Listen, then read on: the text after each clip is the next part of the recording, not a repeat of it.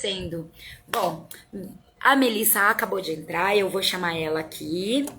Melissa, só um minutinho, porque eu sempre apanho nessa história aqui de chamar, gente. Sempre, toda vez. Deixa eu ver aqui.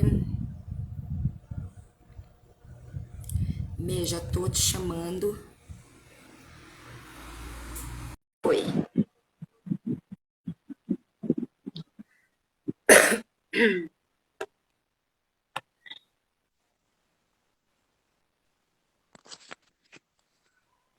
Olá! Hola, ¿qué tal? Oi, que tal? Tudo bem? Tudo bem, Ivan? Eu vou precisar tirar aqui o fone. Acho que vai ficar melhor para que vocês possam me ver. Isso. Tá me ouvindo Aí, bem? Tá me tô te vendo ouvindo bem? bem. E você, É, tá me aí, ouvindo bem? sim, tá bem clarinho, tá tudo belezinho, assim. Ai, que Meu, bom. obrigada. Obrigada por ter aceitado esse convite de participar aqui da live dos Pequenos Bateristas. Você é uma pessoa muito importante para mim, além de minha amiga, minha irmã, uma profissional, nossa, excelente. E assim como eu trabalho com as crianças aqui, tenho pais que comenta comigo, ai, não come nada, ai, come tudo. E eu achei muito legal, assim, poxa, eu precisava ter esse papo, guardar esse papo lá no canal, depois no YouTube vai ficar lá eternizado.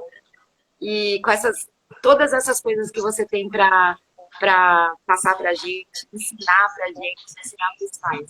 Mesmo quem não entra agora, depois fica lá, o pessoal pode acessar para ver a hora que quiser. Que bacana. Van, eu que agradeço. Para mim é um momento extremamente especial, porque você é a minha grande amiga, minha grande irmã, mas principalmente também para divulgar seu projeto, que é incrível. Eu falei no meu Instagram, e não é porque você é a minha amiga, porque eu tenho uma responsabilidade enorme de poder passar para os pais.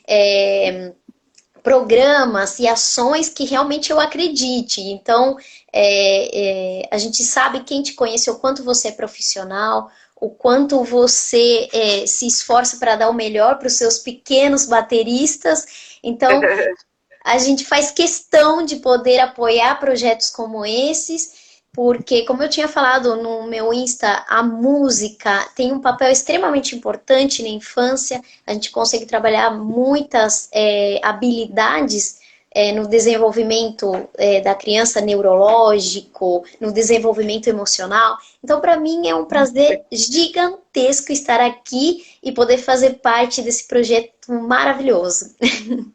Obrigada, sempre, sempre, sempre. Então vamos começar.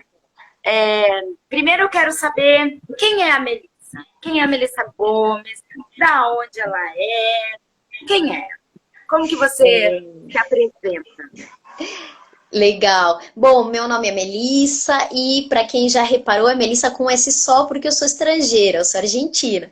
Não vai ser só pelo nome que vocês vão reparar que eu sou estrangeira, porque faz 20 Irmã, anos que eu moro no Brasil.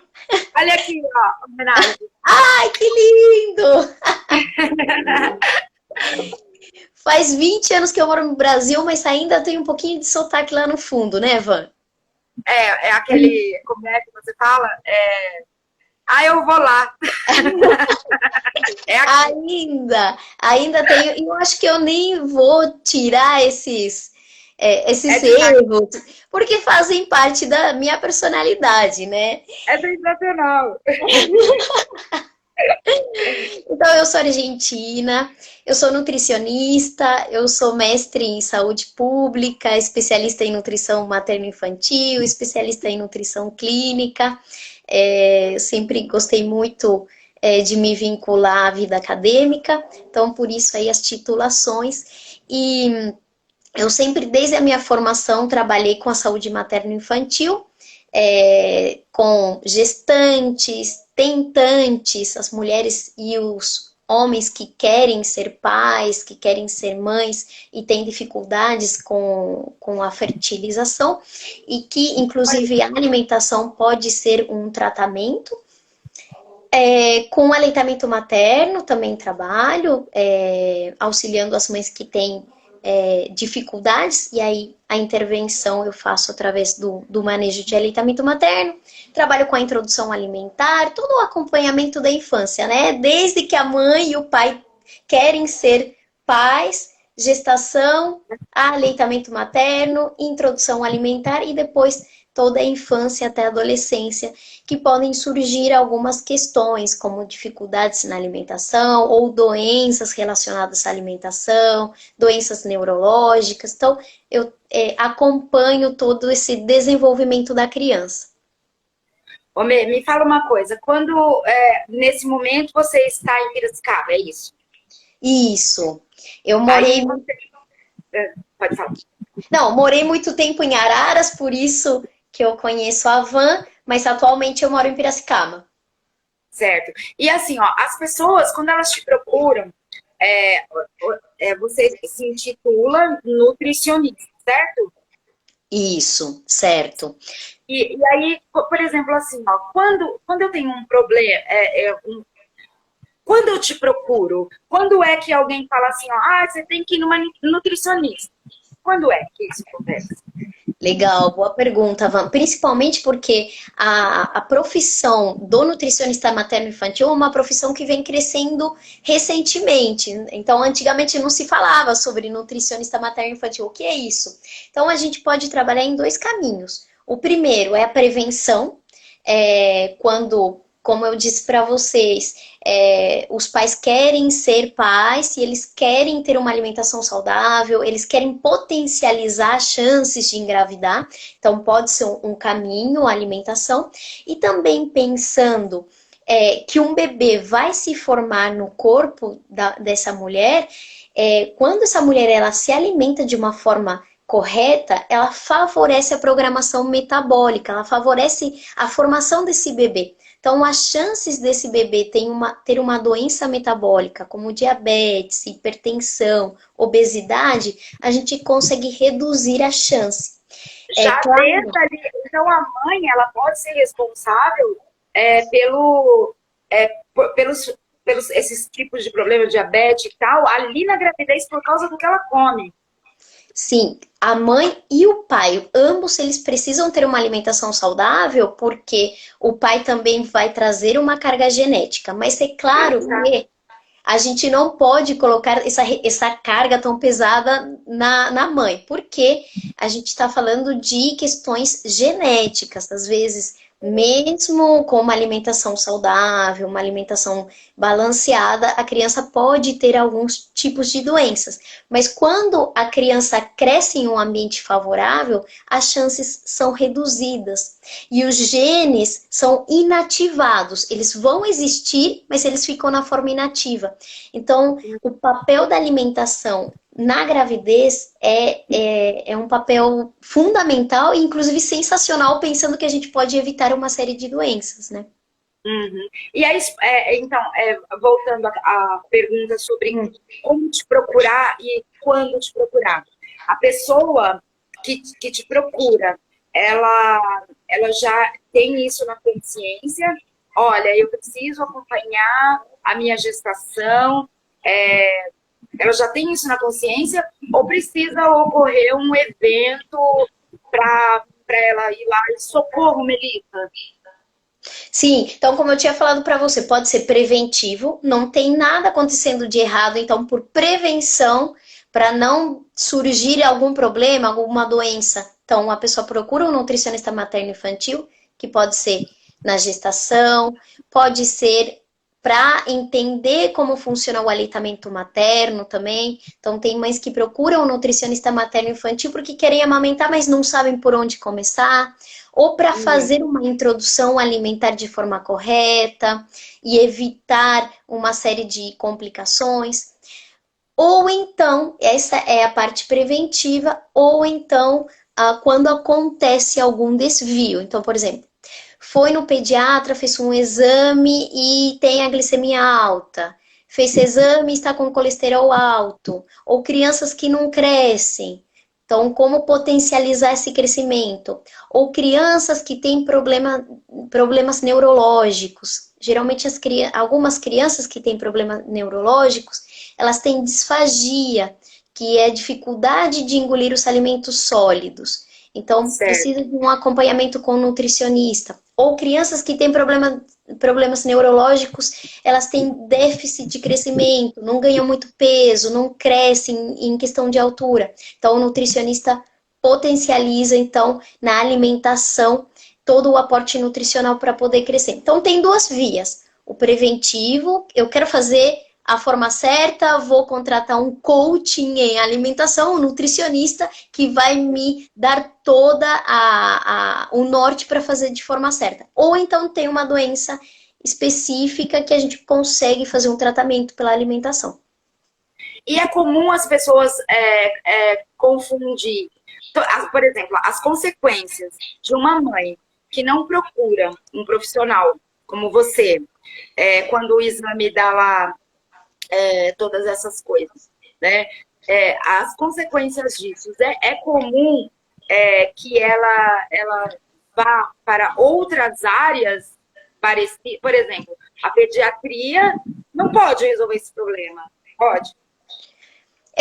Na verdade, é como eu disse para você anteriormente, é uma área que está crescendo cada vez mais. Então, a gente tem visto pais que são extremamente responsáveis, que eles não ignoram os aspectos da alimentação, e nós temos a mídia ali, né? Então, são pais que entendem sobre alimentação, que sabem a relação e a consequência, então são pais extremamente informados. Então, cada vez é mais comum a gente encontrar pais assim que procuram ajuda com o nutricionista.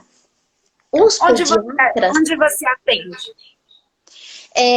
Eu atendo em Piracicaba, mas também atendo online. Então, o online nos permite estar em qualquer lugar, em qualquer momento, o que facilita bastante essa aproximação com pessoas que não são de Piracicaba, né? Certo. Então, aí, pessoal, a Melissa atende online, atende lá em Piracicaba.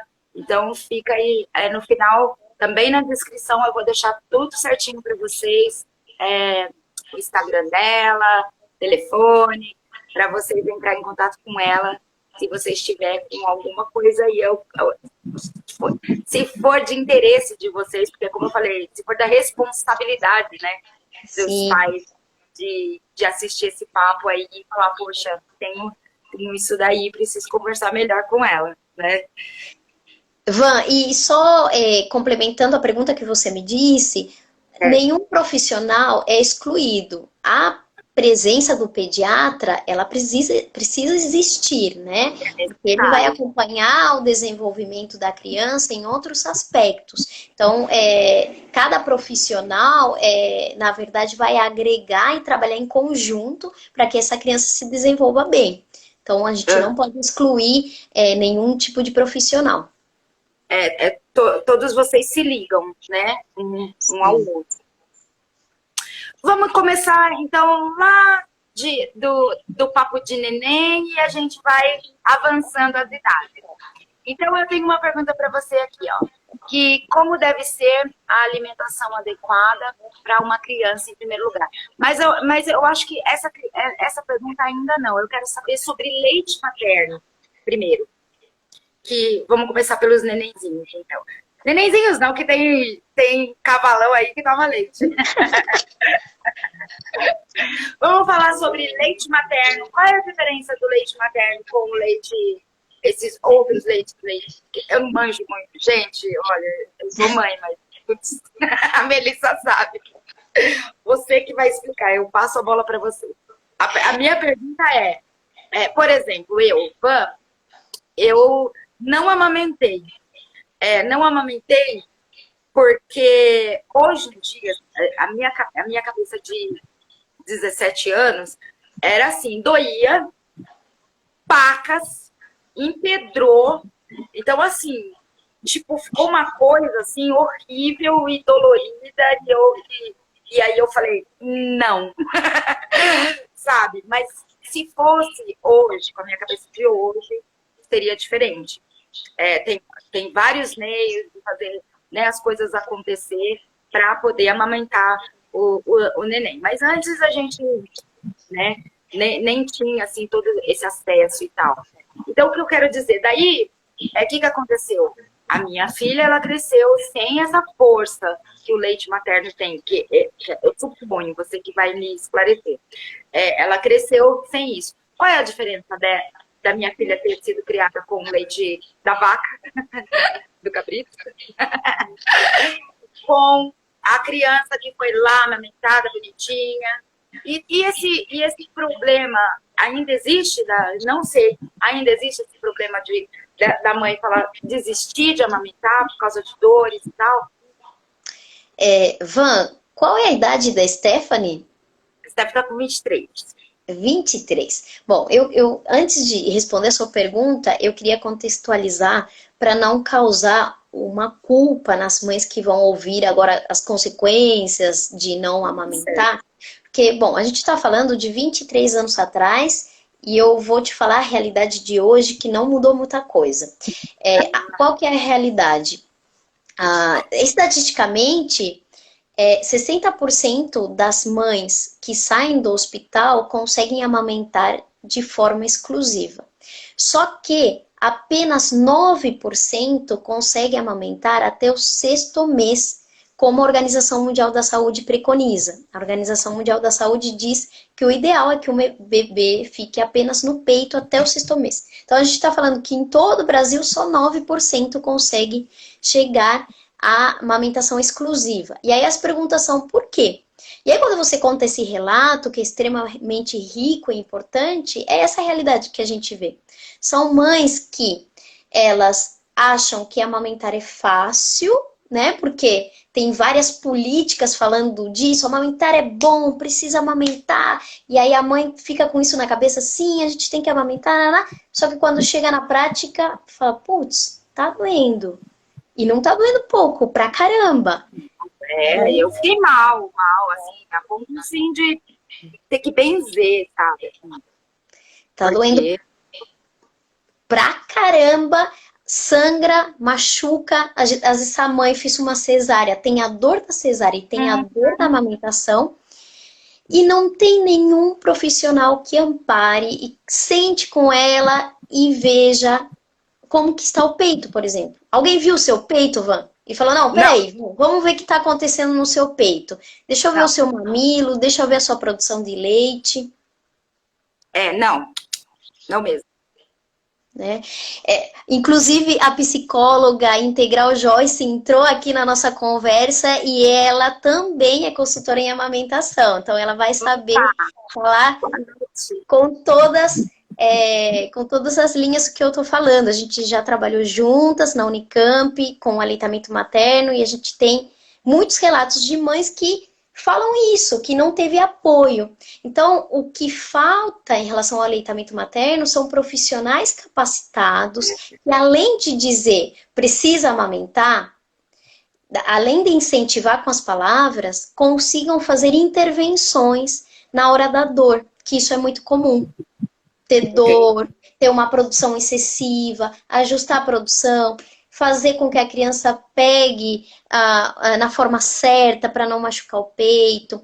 Então, tem forma certa, tem tudo isso. Sim, tem a forma certa de pegar, senão o bebê, às vezes ele pode pegar só o mamilo e não pega o mamilo e a areola e machuca a mãe. Então, tem uma série de informações e detalhamentos que muitas mulheres não sabem. Então, aí começa a função do nutricionista ou de um pediatra que seja pró-amamentação para que ensine essa mãe, antes de nascer o bebê, todas essas informações e que ela não se sinta desamparada. Então, estou dizendo isso antes de começar a falar sobre as consequências, para não passar culpa nas mulheres, porque o que você passou, na verdade, é admirável. Mesmo com dor, mesmo com uma série de angústias, porque a maternidade é um turbilhão de sentimentos, você esteve lá firme, tentou. Então, a gente precisa mostrar primeiro essa realidade. Não é simples, não é fácil, mas quem quer precisa procurar ajuda profissional e uma ajuda que realmente seja efetiva, de profissionais que entendam realmente o manejo de como solucionar os problemas da amamentação. Certo.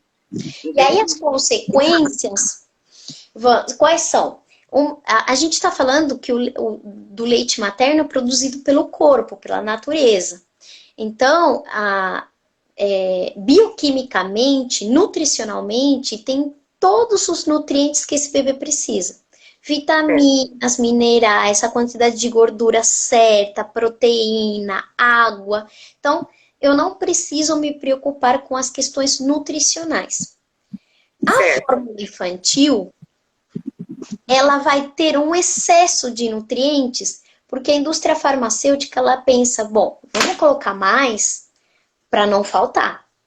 Só que não é tão matemático isso, porque quando o bebê ingere mais nutrientes, nem sempre consegue absorver. Não é uma garantia de absorção. Porque se fosse uma garantia de absorção, a gente só tomaria uma pílula cheia de suplementos e acabou, né? Quimicamente, a gente precisa respeitar quantidades das vitaminas para que todas elas possam absorver de uma forma correta. Quando existe um desequilíbrio, existe presença a mais, elas ficam se competindo entre elas. Então, vamos supor, a vitamina, o cálcio e o ferro. Se tem mais cálcio e tem ferro junto ao mesmo tempo, o cálcio ele tem uma força maior para absorver. Então, vamos dizer de uma forma bem simples, o cálcio ele fala, não, eu vou chegar primeiro, e aí não deixa chegar o ferro. Olha. Então, não é tão simples colocar só vitaminas a mais, né? E quando a gente fala do leite de vaca, aí piorou a situação. Por quê? Porque foi um leite feito para o bezerro, não para o ser humano. Então, ele tem muito a mais. Tem muita proteína, tem muita gordura. E aí a criança ganha um peso desnecessário. E o peso desnecessário não é bom.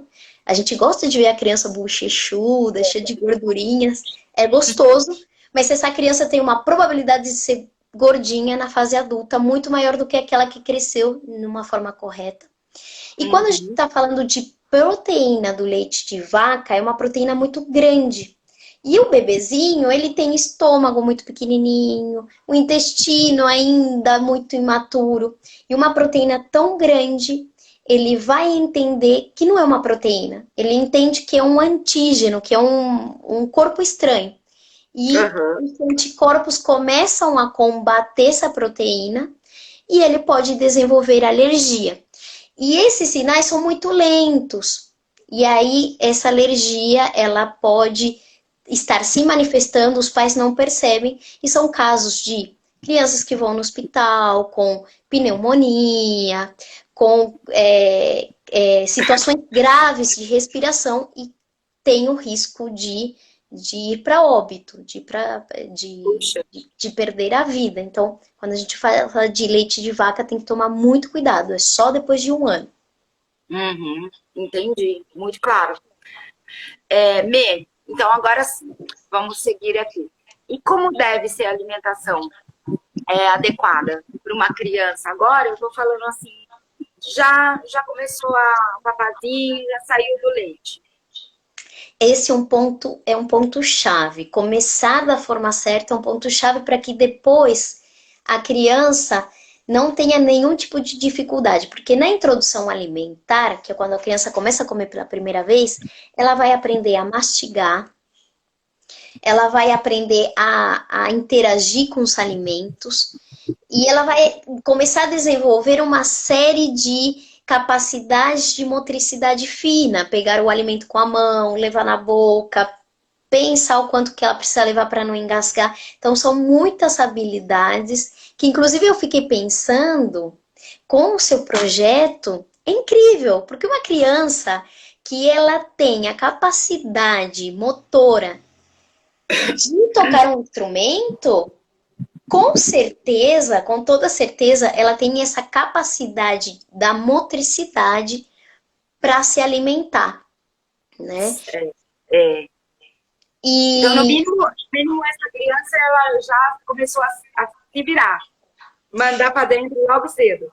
ela precisa começar a se virar. A gente já começa a dar indícios de autonomia. E aí, assim, o que a gente tem que tomar cuidado na introdução alimentar? Primeira coisa, a gente precisa ofertar os alimentos amassados com o garfo, sem triturar com liquidificador ou peneira. Por quê? Com o garfo sempre vai ficar alguma irregularidade. E essa irregularidade vai fazer com que a criança comece a perceber, ter uma percepção corporal. Opa, eu tenho uma língua e eu preciso mastigar, eu preciso movimentá-la. Ah, eu tenho uma boca e eu Tem posso aquela mãe movimentar. que fala assim, quer saber, eu não vou dar... ele não quer saber, ele não quer almoçar. Não quer almoçar, vou dar uma mamadeira, vou dar o leite. Substitui? Não, ótima pergunta, porque o que mais acontece, Ivan, não substitui. Porque o leite, ele vai ter alguns nutrientes, mas não tem todos os nutrientes necessários e não tem todos os nutrientes que uma refeição vai ter. Que uma Então, refeição assim, a vai partir ter. do momento que a criança começa a comer o seu papazinho ali triturado, que nem você falou, né? A partir desse momento, não é recomendado ficar substituindo pelo leite. Vou dar uma mamadeira no lugar que quer comer. O que a mãe faz daí? Daí justamente isso, Van. Se a gente substitui, primeiro que fica numa zona de conforto. A criança sempre vai preferir tomar o leite. O leite não precisa mastigar, o leite não tem tantos sabores. Então a gente não tira a criança da zona de conforto. Que coisa mais gostosa ficar no colo da mãe tomando o tetê. É maravilhoso.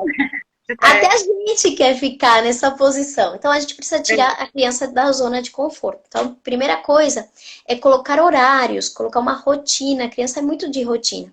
Então, sempre colocar o mesmo horário para almoço, o horário para frutinha no meio da manhã, o horário de cafezinho da tarde, né? Outra frutinha para os bebês, e o jantar. A gente não vai excluir o leite materno ou a fórmula infantil, elas vão estar presentes.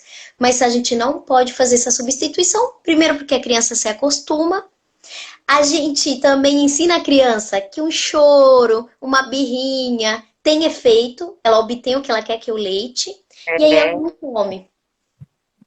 É verdade. E aí, o que eu faço com essa criança que por exemplo, que não quer comer? Eu preciso ou assim, não quer comer, eu falo que não quer comer por birra ou alguma coisa assim, porque quer o mamar. Porque não tem fome. Sim, primeiro eu preciso avaliar o motivo que leva essa criança a não comer. Eu tenho que avaliar isso. Às vezes a criança ela não quer comer porque ela tem limitações físicas.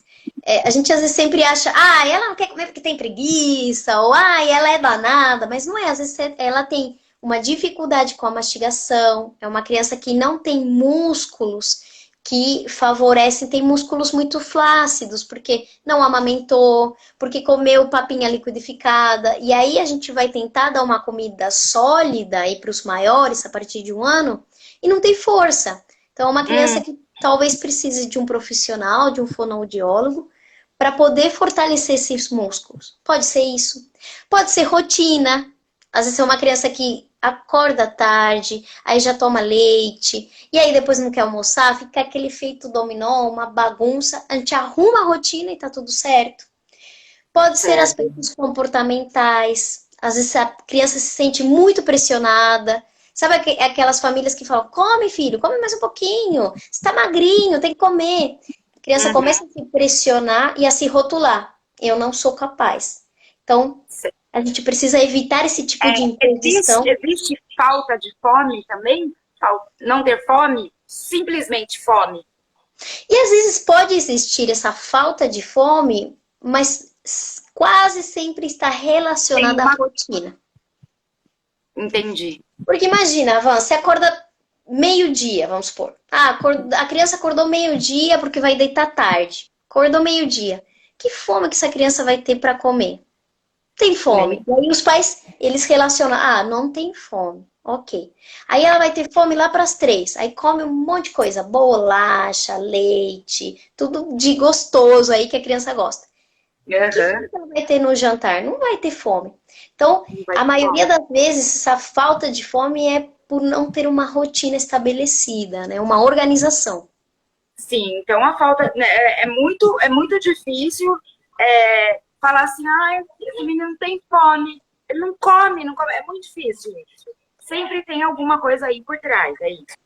Sim. Van, aqui a Parto Sem Tabu tá mandando coraçãozinhos. Ela Mas é vamos falar com quem tá boa, aí, Nê. Pode falar com quem tá aí, seu pessoal. maravilhosa, que indico de olhos fechados, ela mora em Piracicaba, mas acredito que pode abranger aí o pessoal de Araras, para quem quer ter um Isso. parto Gente, se normal. vocês tiverem perguntas, acrescentar informações, vocês que são profissionais também, assim como a Melissa, vamos enriquecer aqui o nosso papo para a criançada, para os pais que estão assistindo. Podem se manifestar. Obrigada a todo mundo que está acompanhando a gente. Sim, muito bom, muito bom. Bê, deixa eu falar uma coisa. Agora, ao contrário, a pergunta. Então, assim, tem a criança que não tem fome, que você já esclareceu todos esses motivos, e aquele que come tudo. Tudo. Aquele que come até a parede, né? Se deixar. Bom, aquele que come até a parede e está acima do peso. Foi no pediatra e o pediatra chamou a atenção, puxou a orelha dos pais, falou, tá gordinho, vamos botar essa criança na linha. Primeira coisa que a gente tem que pensar... Gordinho, por exemplo, assim, ó, uma criança que nem... Eu vou falar mais ou menos tanto para o público que você trabalha, que coincide com o público que eu dou aula, né? Que é aí a partir dos 3, 4 aninhos. Qual é o peso de uma criança obesa com essa idade, 3, 4 anos? Ah, tá.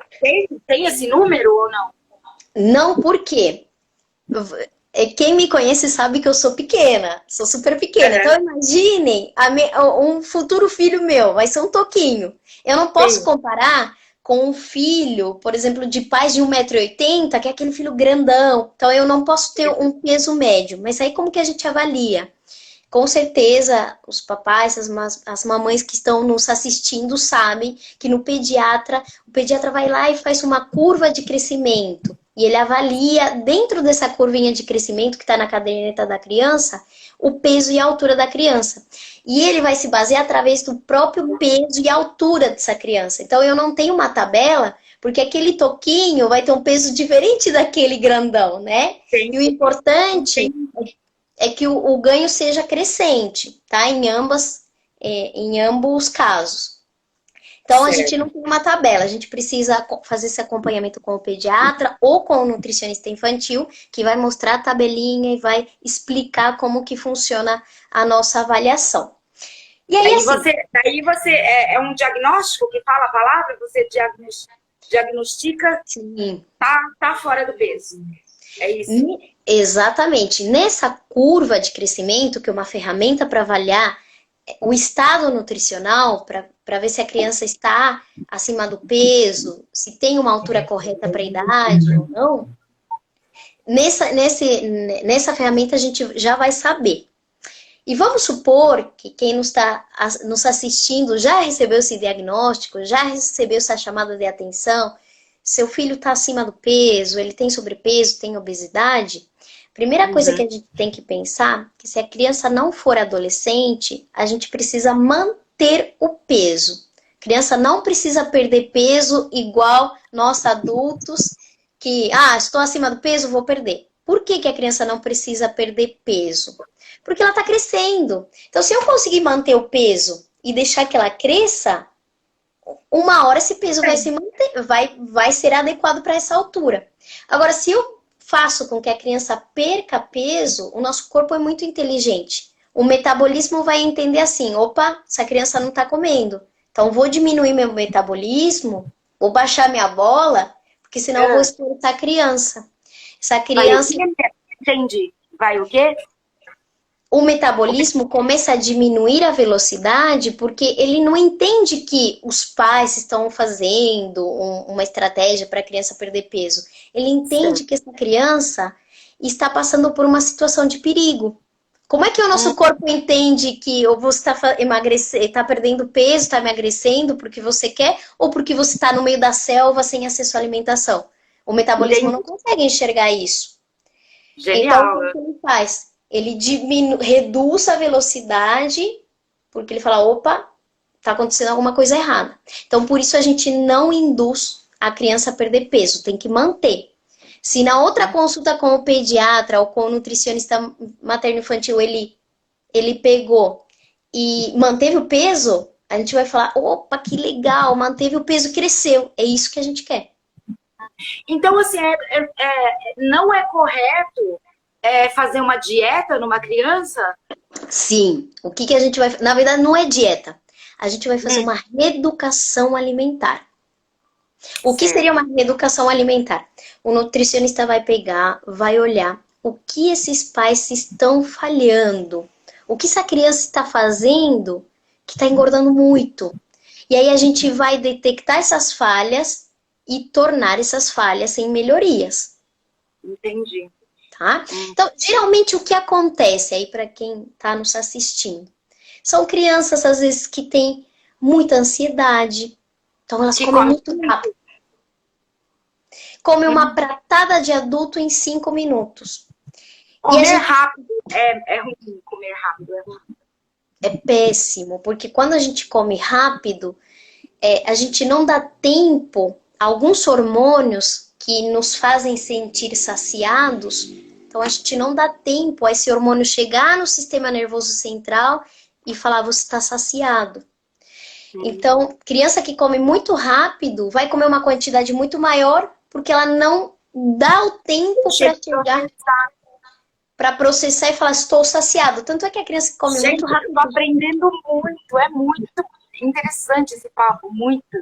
E isso, Van, não é só para criança, o adulto também. Quando a gente come muito rápido, depois fala, nossa, parece que vai explodir. Porque a gente não deu tempo ao hormônio, tem alguns hormônios, por exemplo, a leptina, para falar no cérebro, você está saciado, não precisa mais. E eu já ouvi falar sobre você tem que mastigar 10 vezes, não necessariamente 10, eu já ouvi falar que você tem que mastigar tantas vezes antes de engolir. É uma dica? Existe? É um mito? O que é? É uma possibilidade. Tem pessoas que falam, tem que mastigar mais de 30 vezes. Na verdade, o que tem que se fazer? Você tem que mastigar ao ponto que a comida já está pastosa e agora você pode engolir. Porque se você mastiga 2 vezes e engole, pensa, o esôfago, que é nosso caninho aqui, até chegar no estômago, vem um pedação enorme, e quando cai no estômago, o intestino, eles precisam se esforçar muito para degradar esse alimento. Então, a gente precisa deixar de uma forma pastosa na boca para poder facilitar a digestão. Então, assim, 30 vezes é uma forma de dizer, mastigue até o alimento ficar pastoso. E aí, com a criança, a gente não vai falar, dependendo da idade da criança, se for muito pequenininha, às vezes a criança nem sabe contar até 30, né? Sim. Então, a gente vai falar para relembrá-la, porque ela está desenvolvendo ainda a habilidade da concentração. Então, Joãozinho, Maria, mastiga. E jamais falar sobre o peso. Porque a gente não quer depositar nessa criança uma preocupação desnecessária. Ah, estou me sentindo gordinho. Porque crianças que começam a ter uma percepção de que são acima do peso, eles podem começar a ter problemas de socialização. Ah, eu não vou sair porque eu tô gordinho. Eu não vou na aula da Van porque tô me sentindo gordinho, eu não vou conseguir terminar a aula. Ou, eu tô me sentindo feio. Meus amigos me chamam de gordinho. A gente quer que essa criança tenha autoestima, porque ela não é só um corpo. Ela é personalidade, ela tem habilidades, então a gente precisa gerar nela uma autoestima. E quando a gente cresce, depois na vida adulta, a gente recebe tantas pressões sociais com o nosso corpo. Então, que a criança fique um pouco fora disso, pelo menos o máximo que a gente puder. Então, o que a gente vai incentivar essa criança é outras coisas. Como a devagar para sua barriguinha ficar feliz. Ou vamos comer um pouquinho menos para você não ficar com a barriga doendo. São coisas totalmente diferentes do que falar, não coma porque você vai ficar gordo. Porque é muito punitivo. Imagine como essa criança, ouvindo isso sempre, como que ela vai crescer? Odiando se alimentar, odiando a alimentação saudável. Então, a gente quer que essa criança cresça com uma relação boa. Né? tanto com os gordinhos e também os magrinhos, né? Seu magrelo, né? Os dois lados. Perfeito. A saúde do bem magrinho e do gordinho, né? Da criança mais obesa, né? Digamos assim. Elas são ambas perigosas, tanto o magro quanto o gordo, não tem diferença? Boa pergunta. Às vezes a gente sempre pensa que o gordinho tá lascado e o magrinho não. Eu. Nossa, o gordinho tá lascado, vai fazer um exame de sangue e vai estar tudo errado, né? Mas nem sempre. Tem um conceito que chama falso magro. Às vezes o magro, ele pode ter todos os exames alterados porque ele não come bem. Ele é magro porque ele tem uma carga genética favorável, mas é uma criança que come bolacha recheada, que só toma leite e não come, não come comida. E aí quando a gente faz um exame de sangue, tem glicemia alta, tem colesterol alto, que é cada vez mais comum. A gente acha que é doença de gente grande, é cada vez mais comum crianças com diabetes, com colesterol alto. E o que está um pouquinho acima do peso, às vezes faz o exame e está tudo bem. Ele tem um metabolismo mais lento. Então, o que a gente tem que fazer? Acompanhamento. Fazer os exames que o pediatra pede, que o nutri pede, para ver se está tudo bem. E sempre, a gente tem que pensar que a alimentação é uma aprendizagem. A criança está aprendendo a se alimentar. Então, quanto mais a gente expor com alimentos saudáveis, a tendência vai ser, é uma criança que não está comendo tão bem, mas vai chegar na adolescência e vai comer bem. Porque essa seleção dos alimentos, essa inapetência, essa relação isso eu não gosto, é porque a criança está aprendendo a se alimentar. Ela nunca sentiu o cheiro de um chuchu, o sabor de uma rúcula, de um brócolis. Ela está aprendendo. Então pode ser que a primeira vez ela experimente e fala, que nojo. Mas a segunda vez que ela começa a se relacionar um pouco melhor com esse alimento. Então, por isso que a gente não pode desistir. E se ela não vai? Não vai mesmo, não vai. Ó, já tentei dar beterraba, brócolis, não vai. E aí? A comunicação é tudo com essas crianças que não vai. Como eu falei anteriormente, às vezes a gente exige tanto dessa criança que a criança começa a entender que aquilo pode ser uma forma de chamar a atenção dos pais. Se eu não comer, a minha mãe fica do meu lado, me dá na boca. Se eu não comer, meu pai fica desesperado, aí fica pertinho de mim. Não, pelo amor de Deus, não é que a criança faz de forma pensada, mas é um mecanismo inconsciente. É um mecanismo inconsciente. Então, a gente precisa mudar o foco. E aí, como que eu vou mudar o foco? Que a psicologia comportamental faz muito bem. A gente não vai ficar falando o tempo todo, coma, filho, coma. Eu posso usar algumas frases, filho, então eu vou te ajudar. Você não tá comendo? Eu acho que você precisa de ajuda. O que você acha se eu te ajudar? Come mais uma colherada. Veja que são frases positivas muito mais incentivadoras do que falar, come, filho, come mais um. Se você não comer, eu vou te dar uma chinelada. Quem que vai comer depois? Eu saio correndo. Se eu receber uma chinelada, eu saio correndo, eu não sou boba. E a criança também. A gente tem que pensar que é uma nova geração. Uma geração e daí acho que não colo o próximo, porque daí ela vai associar chinelada, vamos supor, né? Ela vai associar, lá vem a comida que faz me dar chinelada, né? E aí, às vezes, até ranço ela pega por causa disso. Né? Perfeito. A criança pega ranço. Putz, eu tava aqui brincando de boa. Tava aqui tocando bateria. Agora vou ter que parar tudo, que tá sensacional. Vou ter que comer e ainda vou tomar uma chinelada. Então, a gente precisa fazer um ambiente gostoso. Um ambiente saudável, um ambiente prazeroso, que a criança sente na mesa e fala, pô, que da hora, tô com meu pai, tô com a minha mãe, tô com meu irmão, tô com a minha avó, com quem tiver em casa. E aí a presença de alguém na hora de se alimentar incentiva a criança a querer comer um pouquinho mais. Mas isso que você falou a coisa mais verdadeira. Eu, por exemplo, eu como bem menos quando eu estou sozinha. Eu não gosto de comer sozinha.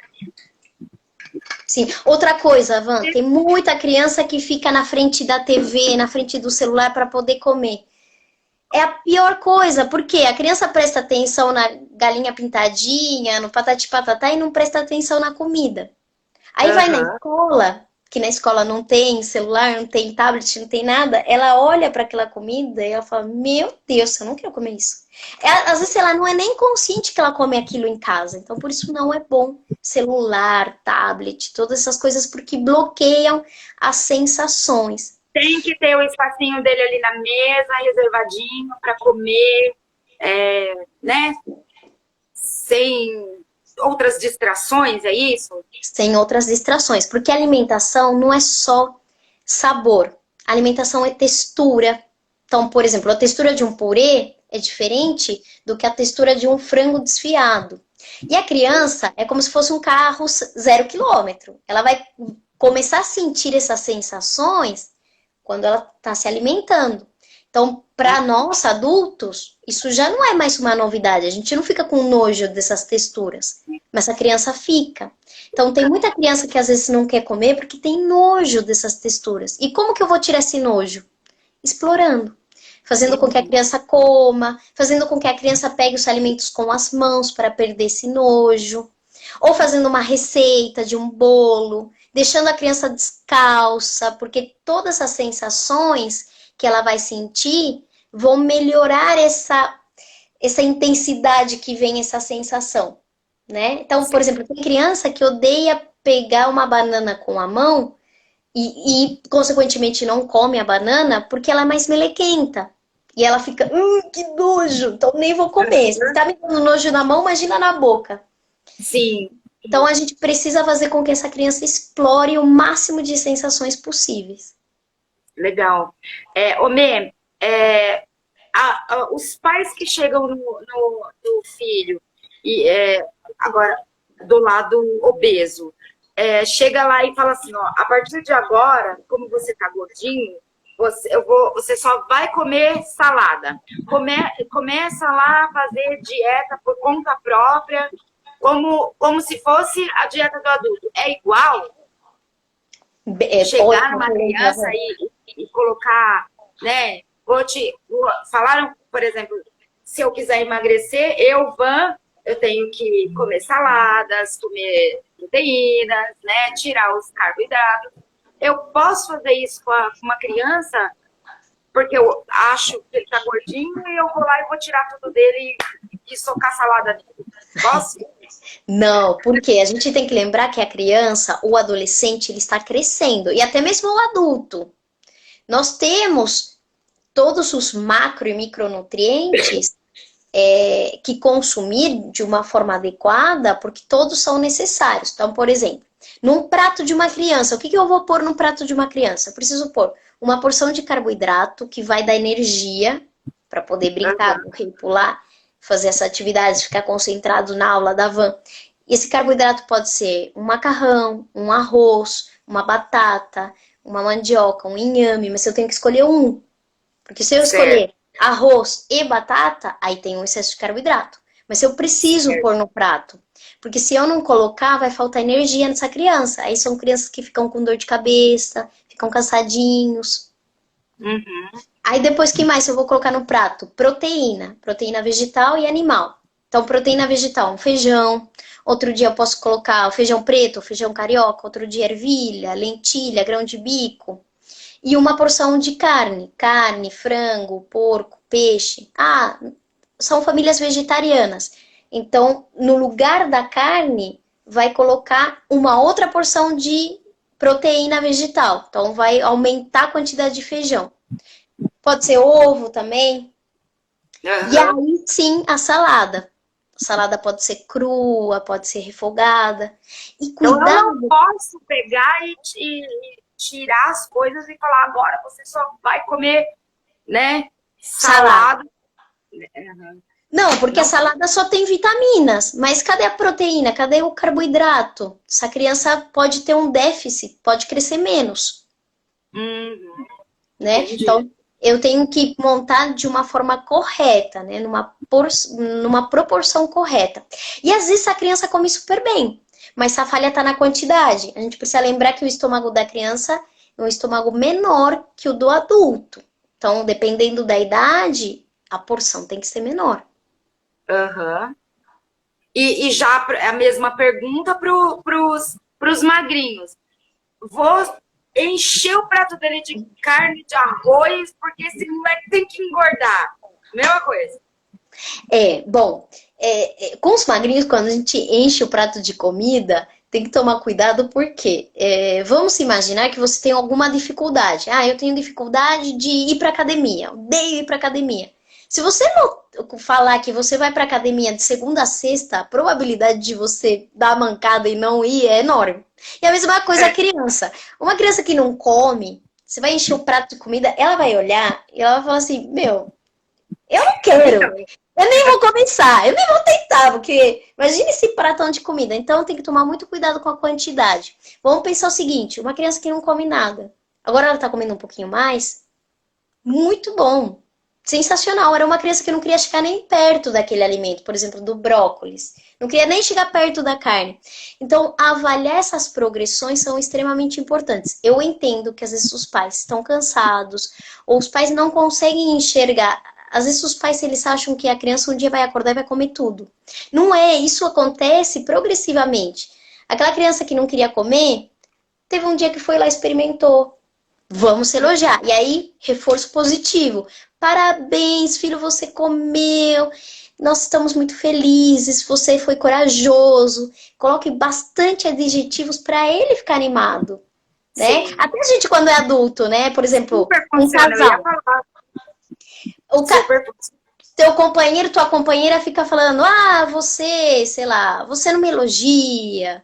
E aí um dia eu vou lá e eu elogio.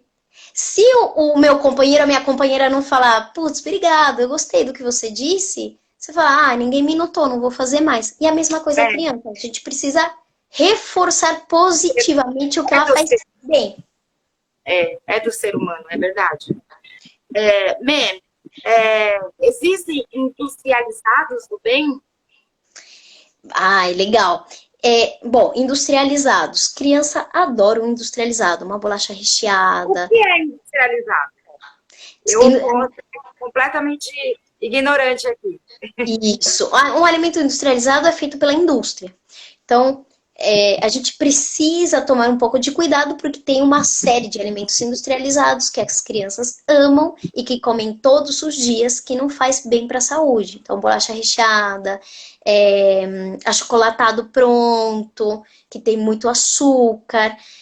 A bolacha recheada tem muita gordura, tem muito açúcar e tem um monte de nome estranho no rótulo, que esse monte de nome estranho são químicos, são conservantes que fazem muito mal para a saúde. Tem comprovação científica. Eles podem dar mal de Alzheimer, podem dar mal de Parkinson, demências, obesidade, uma série de doenças que ninguém quer ter, câncer. Então, por isso que a gente precisa cuidar da alimentação. Então, esses são os alimentos industrializados. E aí os pais geralmente escolhem esses tipos de alimentos nos lanchinhos da escola porque são mais fáceis. A gente sabe que a vida é uma correria. Cheguei do trabalho 8 horas da noite, tenho que montar a lancheira, o que eu vou fazer? Vou dar uma bolacha que tá ali, peguei do armário e pronto, acabou.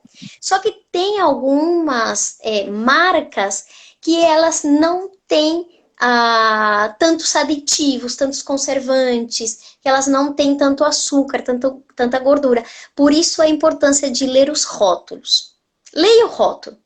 Se o rótulo, por exemplo, eu vou comprar um biscoito de polvilho. Se aquele biscoito de polvilho tem farinha, tem leite, tem ovo, e tem poucos alimentos estranhos que eu desconheço o nome, ótimo. Agora, peguei uma bolacha que eu não sei a procedência, aquelas cracker, eu não sei se tem muito, tem um monte de nome estranho, tem gordura, tem açúcar, então tem que fugir. Então tem várias marcas que elas têm uma quantidade bem menor.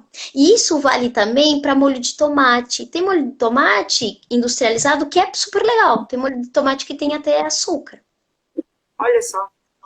Ou, por exemplo, milho, ou ervilha, em conserva, dá uma olhada, tem adição de sal? Então não compre aquele sem adição de sal. Então, essa é a separação do industrializado do bem. É esse o jeito de identificar. Isso. Nós temos, pelo Ministério da Saúde, um manual que é gratuito, que chama Guia Alimentar para a População Brasileira. É maravilhoso, vocês podem baixar na internet e falar muito sobre isso. E aí esses alimentos que não são legais chamam-se alimentos ultraprocessados. Porque o que a indústria fez? Pegou o alimento in natura e ultraprocessou. Fragmentou tanto que praticamente não tem nada daquele alimento in natura. Então, a ideia que nos colocam nesse guia alimentar é que a gente consuma mais alimentos em natura, naturais, que vieram da natureza, e a gente evite esses ultraprocessados. Porque, por exemplo, uma bolacha recheada sabor morango. O que ela tem de morango? Praticamente nada. Às vezes nem tem morango ali no meio, né? Tem um aroma que lembra morango. Então, isso é um alimento ultraprocessado. Seríssimo isso. E então, assim, o que os pais devem colocar lá no lanchinho da criança quando vai para a escola? O que você recomenda? Com a correria e tal? Bom, primeiro, para montar uma lancheira, a gente tem que pensar um alimento que dê energia, carboidrato, um alimento que tenha proteína, porque essa criança está crescendo, precisa de proteína para aumentar os músculos, a altura, e vitaminas e minerais para fortalecer a imunidade, para fortalecer o organismo como um todo. Então, são 3 alimentos. Então, carboidrato, ela pode dar um pãozinho, um pão francês, que foi tão banido, mas o pão francês que eu compro na padaria só tem farinha.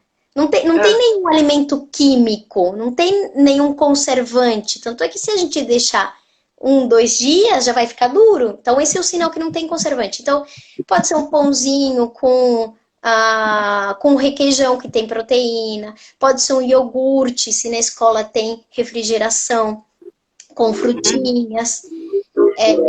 Pode ser uma bolacha de água e sal, que aí eu leio o rótulo e não tem tantos nomes estranhos, com um patezinho. Pode ser queijo. Boa pergunta, beber.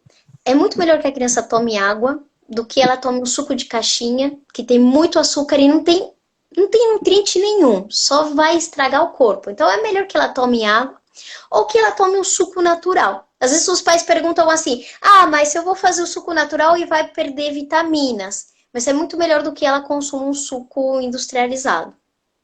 Tem alguns sucos industrializados que, algumas marcas, que eles pegam a fruta e fazem uma pasteurização. Agora baixou a gringa agora, Van. Sabia que algum corte eu ia aproveitar. Alguma hora tinha que aparecer meu espírito gringo. O que é isso? Eles colocam a grandes temperaturas para conservar. Então, não colocou nenhum elemento químico. Colocou só fez um processo e aí não tem nenhum conservante. Aí, ok, tem suco de uva integral, assim, tem suco de laranja, assim, que dá para consumir na escola. Então, melhor é a água mesmo. E aí, depois, essa segunda opção que você falou.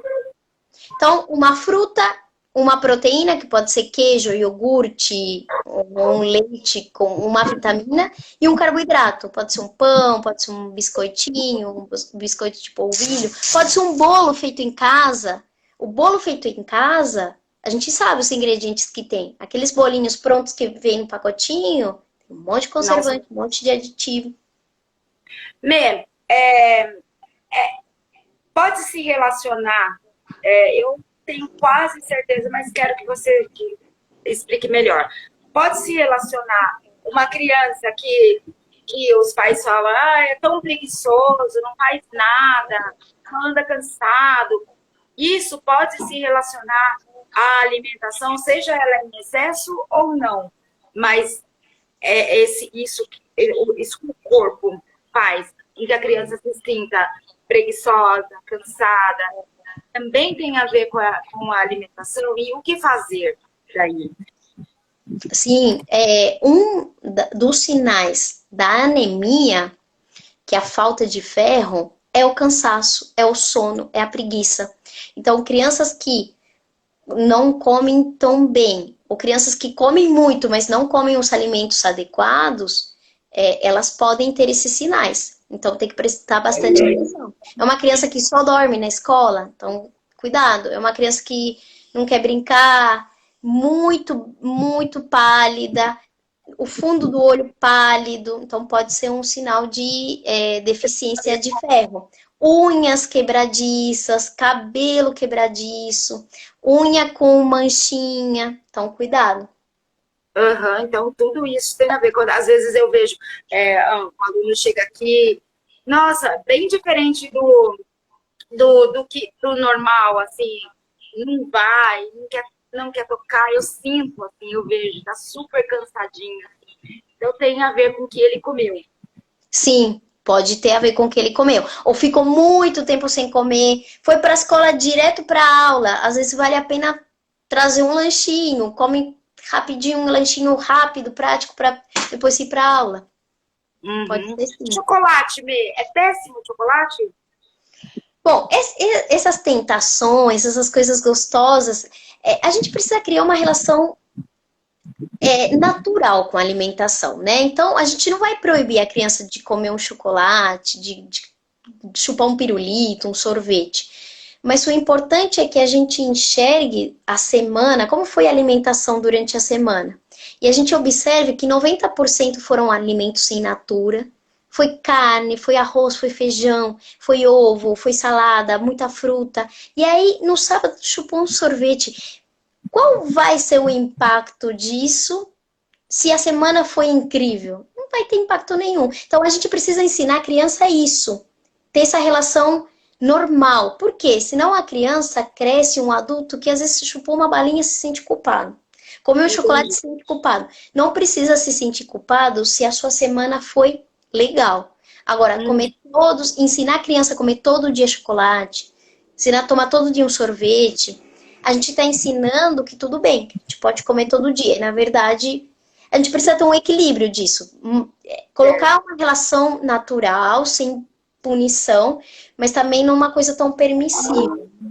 Porque ele vai crescer um adulto, a importância de caprichar na alimentação é necessária porque depois na fase adulta ele não vai sofrer. Ele aprendeu na infância que tudo bem comer um docinho, mas você não pode comer todo santo dia, toda hora.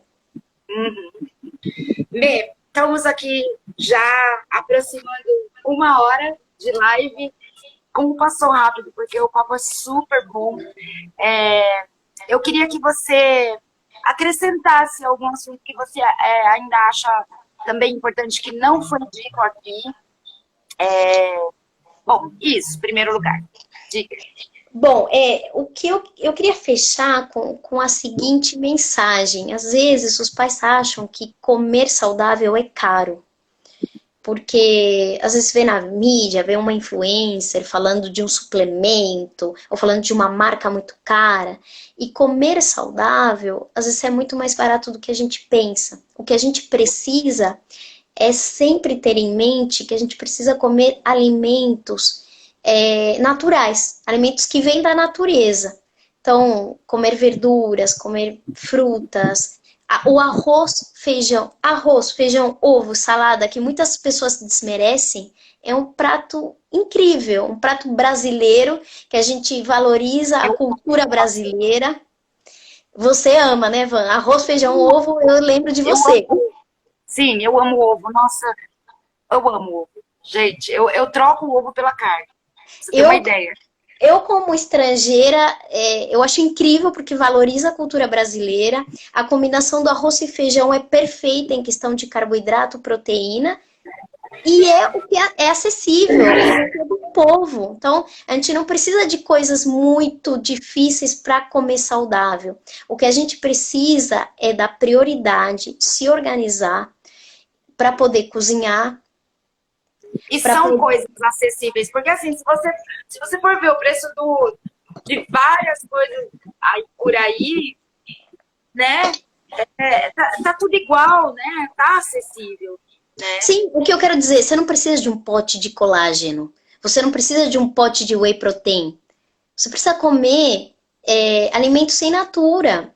Porque se você come bem, você não vai precisar desses suplementos, porque o alimento vai te dar essas vitaminas, esses minerais. Eu tenho uma pergunta importante. O esporte para criança, com o intuito, né, de deixar mais forte, enfim, o esporte, ou o esporte, daí logo em seguida eu venho com o assunto, vou levar uma criança, aí eu vou lá para os 14 anos, para academia. É correto mesmo?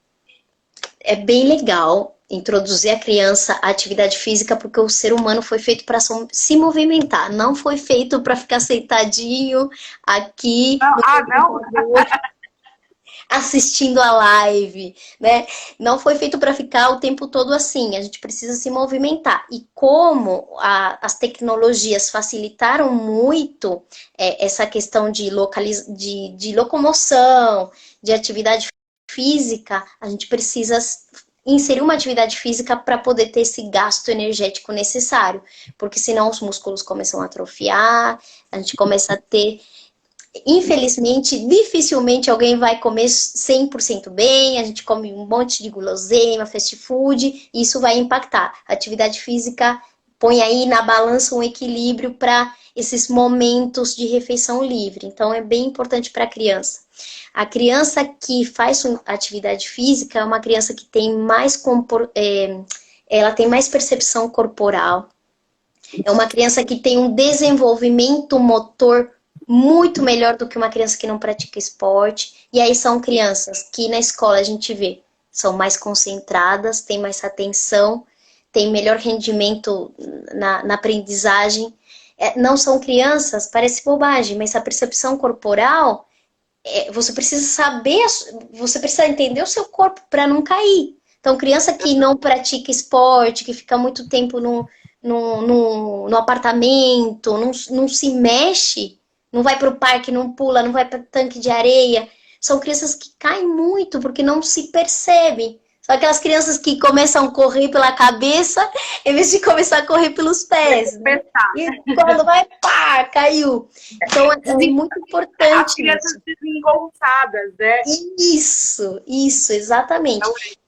Então a atividade física vai dar tudo isso, mas a gente precisa ter um profissional que conduza essa atividade física para não ter uma lesão, uma sobrecarga. Então precisa ter um profissional capacitado. Eu não tenho o dinheiro para fazer esse investimento. Procura na sua cidade. Em Araras, com certeza tem o ginásio de esporte, tem atividade física para as crianças. Então procure na sua cidade. E lá, com toda certeza, tem um educador físico que entende do assunto, que vai conduzir as crianças. E vamos pensar na adolescência. Ligar a atividade física faz a criança e o adolescente ter um compromisso, porque ele precisa ir naquele horário, ele precisa render bem, ele precisa comer bem, ele provavelmente vai ser um adolescente que não vai se ligar a drogas, que não vai se ligar a bebida, porque ele precisa treinar, ele precisa render bem. Então, a atividade física só traz benefício. Sim. E também não pode ser aquela coisa em excesso também. O excesso também faz mal, né? Agora vou botar para correr toda hora, fazer, sei lá, fazer tudo. Futebol, kung fu, a capoeira, né? Também excesso não é legal, né? Não é legal porque a criança fica com a cabeça cheia, a criança precisa descansar também. É igual nós adultos, quando estamos fazendo um monte de coisa, a nossa cabeça fica desorganizada, fica mil. Então, o momento de descanso também é importante, né? Equilíbrio é tudo, né? Verdade. Mais alguma coisa que você queira acrescentar, pessoal?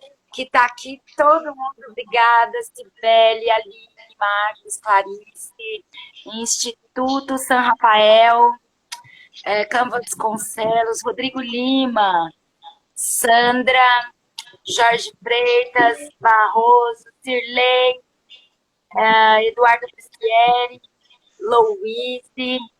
A Eduarda Brucieri é uma psicóloga de Araras, ela trabalha com crianças. A Brucieri tem a ver com veterinário, será? Não, É Não? psicóloga. Bom, não sei, mas ela é psicóloga e Bruscheri, trabalha em Araras. Bruscheri é veterinária dos meus cachorros, por isso que eu tô falando. Ah, bom, pode ser que seja aí parente. Pode Mas ser. a Duda, ela é psicóloga e trabalha com atendimento infantil, então, se precisar de algum atendimento nessas questões que a gente falou de ansiedade, né, crianças que comem demais, ou que elas têm repulsa alimentar, ela faz um trabalho bem bacana. O Sim, Instituto São Rafael é daqui de Pira, é um instituto de capacitação para profissionais. que legal, gente. Todo mundo assistindo. Se eu não me engano, o Rodrigo Lima não é seu amigo, é meu, será? Eu acho, não sei. Se for a pessoa que eu tô pensando, tá com o nenenzinho, então a mãe deve estar amamentando. Se for, quem eu estou pensando que é? Que mais?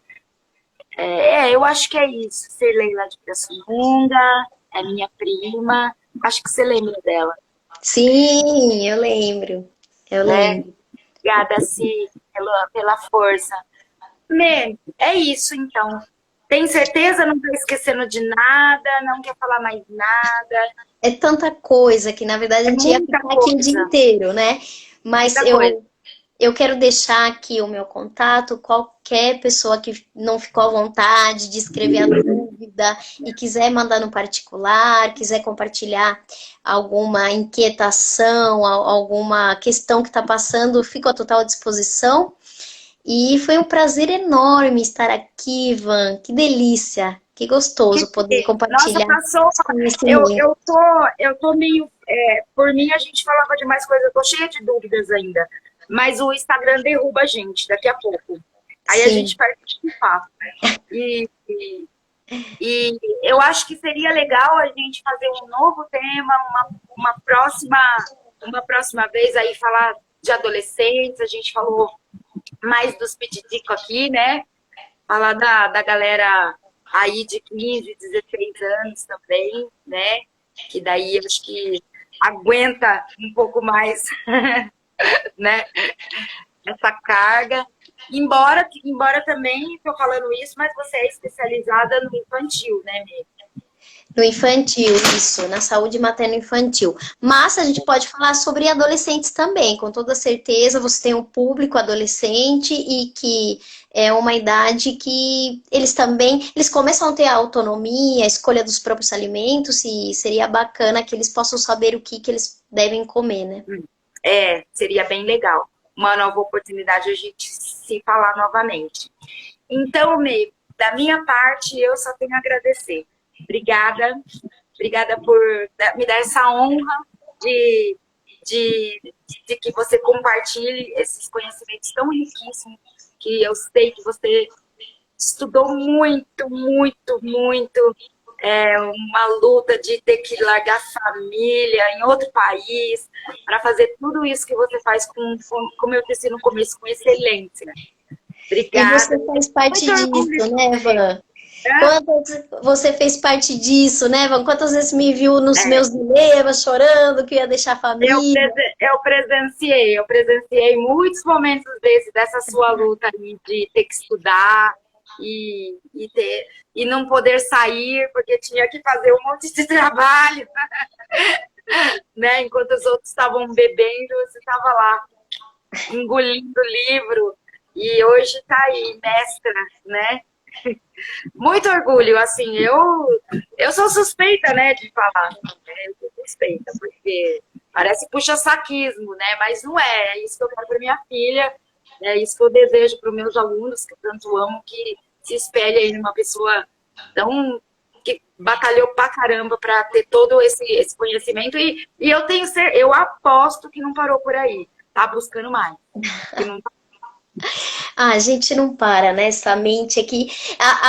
O tamanho é pequeno, mas a mente não para, né? Gente, tem que saber, a Melissa, ela é pequena. Mas pequena com força, não é pequena, Você acha pequena, que eu pequena alcanço com o força. bumbo da bateria, né? É desse jeito, né? É desse jeito. Mei, então, obrigada. Obrigada mesmo. Um beijo para seus pais. Um beijo para o Kaique. Beijo para todo mundo Tá aí, nos tá bom? assistindo, o Kaique Sim, eu também. vi que ele entrou. Beijo, Kaique, para você, morrendo de saudade. Vê se aparece aqui. Van, eu quero agradecer a você, também tenho um orgulho imenso, como disse, seu projeto é incrível e tomara que chegue essa informação e essa mensagem para muitas pessoas e agradecer Ajuda. também o público que compareceu, ficou até o final, muito, muito obrigada e tomara que essa live chegue para muitas pessoas que conheçam o seu projeto que é incrível. E eu digo mesmo que essa live também chegue para muitas pessoas que estão com problema, dúvidas e pegaram, acataram aí as informações e a dica que você deu e que te procurem se for necessário, tá bom? Um beijo. Um beijo, até. Tchau, tchau. Boa noite, pessoal. Obrigada. Até.